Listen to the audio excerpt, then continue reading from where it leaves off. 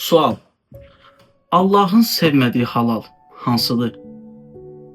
Necə yəni? Allah Teala hansı halal işi sevməz ki? Bu barədə Həzrət Muhammed sallallahu aleyhi və səlləm belə buyurmuşdur. Allah yanında nifrət edilən halal iş boşanmaqdır. Bəs yaxşı, ailələr niyə boşanır? Məxsusən gənc ailələr. Qadın: əşi neynirəm səni?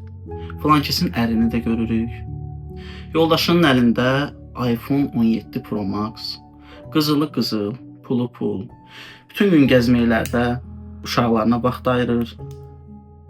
Kişi də həmçinin. Əşi kəs səsi ver, başım ağrıyır. Bezdirmisən məni, bezmişəm sənin əlindən. Hara gedim, hara qaçım? Və bu tür şeylər gətirib nəyə çıxardır? Ailənin dağılmasına. Və nəticədə nə olur?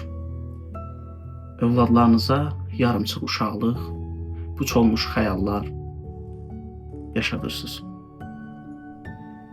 Bəs bunun səbəbi nədir? Nə olur ki, ailələrdə bu baş verir? Bunun bir cavabı var.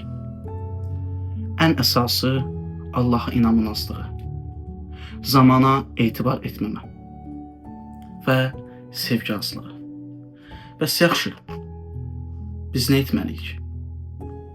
Cavab: ailəmizi Allaha imanla, Allaha inanla və sevgi ilə doldurmalıyıq. Elə doldurmalıyıq ki, bu sevgi aşıb daşsın və nəticədə nə olur olsun ailəmizə zərər gəlməsin.